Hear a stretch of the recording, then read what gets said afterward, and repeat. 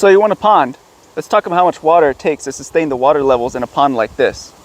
Ponds are great, they're beautiful, they add a great attraction to any property, but at the same time, they take a lot of work that people are not aware of. When you drive by and you see a beautiful pond, you don't see all the behind the scenes work that goes into maintaining a pond like that. So today we're going to answer a question that I get asked quite often, especially being in Texas. Everyone knows we have 100 plus consecutive days for a very, very long time. Well, with that being said, it takes a lot of water to sustain the water levels. You don't want to let the water levels get too low, and I'll talk about that here in a little bit.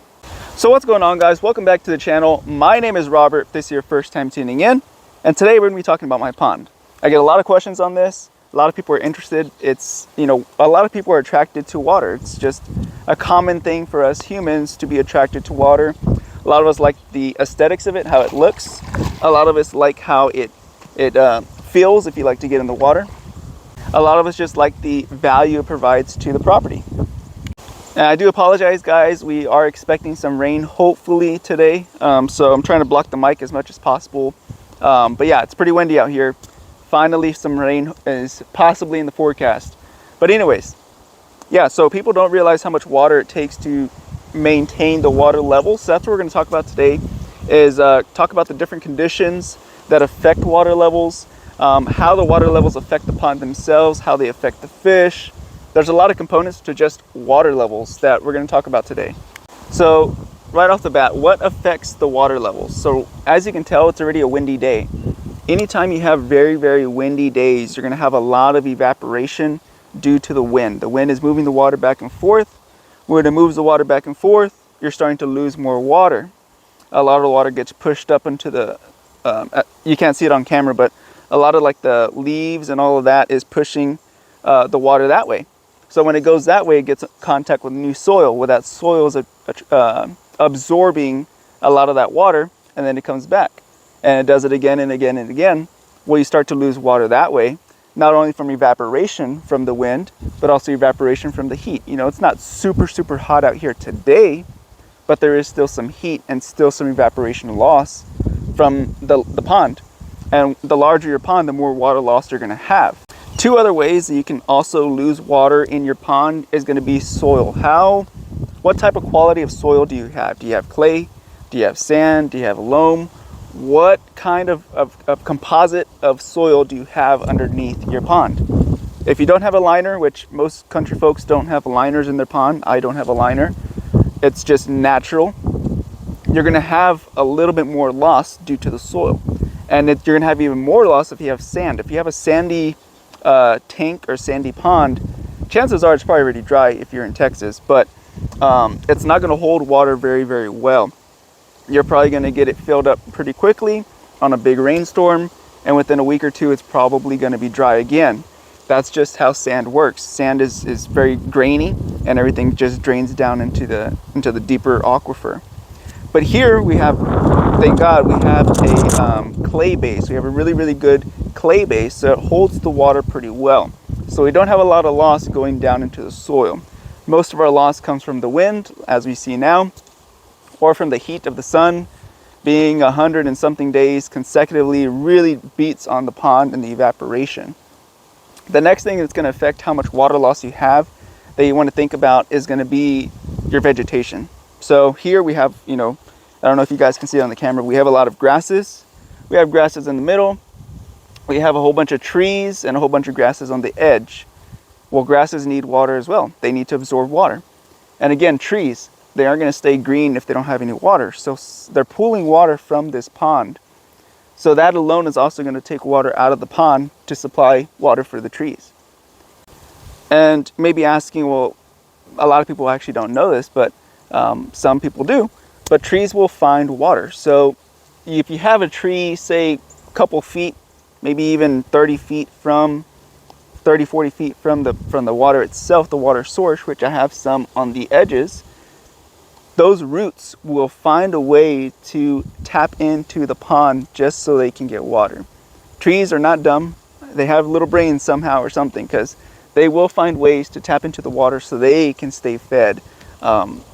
Just the nature of the game, that's just how it works. And the bigger the trees, the more water they're going to take. And the more trees, the more water it's going to take. One thing I don't have here on the pond is going to be livestock. Livestock will deplete the water a little faster as well because they are large animals and they drink a lot of water. And one thing they will do is start to erode your pond. If you have livestock, it's probably not going to stay in pristine condition because, well, they're heavy animals. They're 2,000-pound animals walking on the banks of your pond, and you know it's going to start to erode. But if you do have livestock, you're going to have a lot more water loss they're going to have to maintain in your pond. Now this one is going to kind of vary, again, depending on the size of your pond and the location of your pond.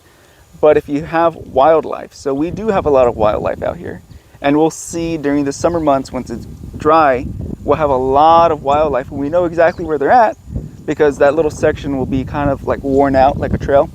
So we know that, okay, wildlife is coming in this direction.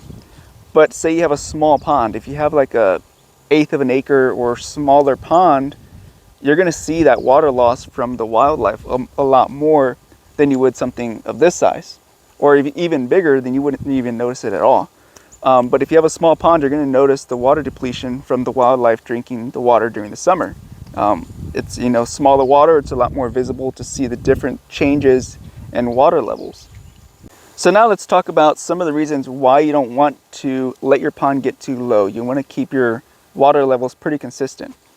And that's going to vary, again, based on ponds, how they're structured, how they're built, and geographical locations. But for us here, you don't want to let your pond get too low. And how I have mine structured, you definitely don't want to let it get too low, because if you let your ponds get too low, you're going to have a lot of algae growth. If it gets too low, now you have more sunlight being able to hit the bottom of the soil at the bottom of the tank. And so now you're going to have plants and all kinds of rooted structure growing up in the pond because now the light is hitting the bottom. Or if you also let it get too low, you're going to have a lot more filamentous algae, which is the stuff that's on top, growing as well in the pond. And that becomes a problem because now it just compounds on each other. If you have less water, now you have more algae growth. Now you're going to start affecting your fish because now the algae, whether it be roots rooted in the bottom of the pond or filamentous algae, is going to start depleting the oxygen out of your pond. And this just becomes a big cycle of problems. So that's the reason, one of the main reasons for us here, you don't want to get your water levels too low because it will kill off your fish. Again, this is why whenever you spray those algicides on the ponds, you don't want to overdo it, because when the algae does die, it starts to pull oxygen out of the water. You can actually kill off all your fish, which I've had that issue before years ago when I did this. You know, it's been a learning process for me, and this is why I'm sharing it on YouTube. But all right, guys, so let's talk about how much water, what size water well do you need to supply water for a lake of this size. Again, if you have one larger than this, you're going to need a little bit more. If you have one smaller than this, you may not require as much. But for me, you're going to require at least 20 to 30 gallons per minute, which doesn't sound like a whole lot, but if you leave it running consecutively, especially overnight, when you aren't fighting evaporation from Mother Nature, you're going to see the water level does increase overnight. It's not dramatic, but if you mark it and you come back the next morning and check it, sorry guys, it's getting windy, you will notice that it has increased a little bit more. Again, I like to leave the water running at night because, again, we're not battling Mother Nature with evaporation from the sun. So at least 20 or 30 gallons per minute is what I put in here. Well, that's what my well will produce, and that's what I'll get into the pond, 20 to 30 gallons per minute. Now I'll do that and I'll leave it running usually for about 2 to 3 days, every, I would say 7 to 14 days, kind of varies. It really varies on, again, wind conditions, sun, all that good stuff. So every, say, 2 weeks, I'll turn it on for about 3 days straight, let it run. And then once I see the water level drop a little bit more, turn on the well for another 3 days. Again, sometimes it varies. This isn't exact. It has to be 3 days. Sometimes it's 4, sometimes it's 2.